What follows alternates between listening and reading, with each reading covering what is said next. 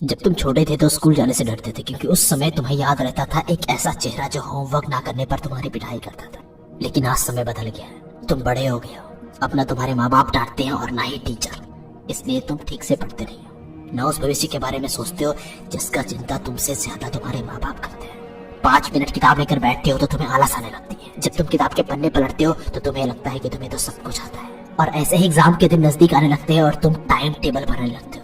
सोचने लगते हो कि 15-20 दिन में तो फोड़ दूंगा। हो ही नहीं सकता क्योंकि एग्जाम हॉल भी एक युद्ध का मैदान है। तुम्हारे कंपटीशन तुम्हारे दुश्मन है, तुम्हारी पेन तुम्हारी तलवार है। लेकिन कोई फायदा नहीं क्योंकि युद्ध जीतने के लिए सिर्फ हथियार ही काफी नहीं, बल्कि युद्ध नीति बनानी पड़ती है जो तुम्हारे पास नहीं है। क्योंकि तुमने तो तैयारी ही नहीं करी है, इसलिए जब एक एक दिन एग्जाम नजदीक आता है ना तो तुम्हें डर सताने लगता है क्योंकि एग्जाम की तैयारी तो तुमने की ही नहीं थी। सोचो अपने माँ बाप का मासूम सा चेहरा उस समय कैसा होगा जब उन्हें पता लगेगा कि तुम एग्जाम से डर रहे हो क्योंकि तुमने सही से पढ़ाई नहीं की। आज नहीं तो कल तुम्हें एग्जाम देनी ही पड़ेगी। अब तुम पे डिपेंड करता है कि तुम एग्जाम हॉल युद्ध के मैदान से एक विजेता बनकर बाहर निकलना है या मैदान में घुसने से पहले ही डरोगे। उसके जिम्मेदार सिर्फ तुम होगे, तुम, क्योंकि तुम्हारे पास युद्ध नीति बनाने के लिए टाइम नहीं था, तुम्हारे पास पढ़ने के लिए टाइम नहीं था। गुरु तो था लेकिन चेला नहीं था। तुम्हारे पास वो एग्जाम हॉल से जंग जीतने वाली किताब थी।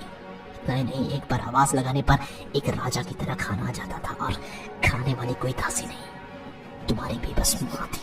उन्हें कैसा लगेगा जब उन्हें पता चलेगा कि उनका राजा बेटा एग्जाम से हार के आ रहा है। जिस दिन रिजल्ट आएगा और उनको पता लगेगा तुम्हारी सच्चाई, अपने दोस्त या रिश्तेदार में से सब टॉप आए और उनका राजा बेटा सिर्फ 2 नंबर से रहेगा। उस दिन तुम्हारी आंखों से भले ही आंसू टपक रहे होंगे लेकिन तुम्हारे माँ बाप अंदर से रो रहे होंगे, ये सोच के कि बेटा तो खूब पढ़ता था, शायद हमने ही कुछ कमी रह गई, शायद हमने ही अच्छी कोचिंग क्लासेस में एडमिशन नहीं कराया।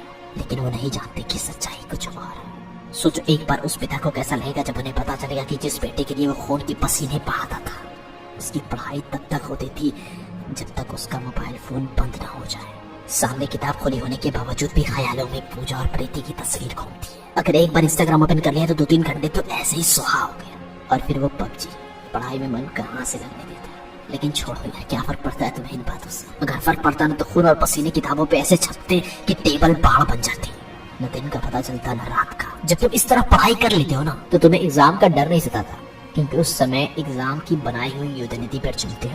और फिर एग्जाम के हॉल से एक लूजर नहीं बल्कि विनर बाहर आता है और तुम्हारे दोस्त रिश्तेदार के साथ साथ तुम खुद टॉप आकर अपने माँ बाप को गर्व महसूस कराते हो। लेकिन ये सब कुछ तभी होगा जब तुम चाहोगे तो उम्मीद करता हूँ कि इस वीडियो ने तुम्हारे अंदर की आग को ज्वालामुखी बना दी होगी।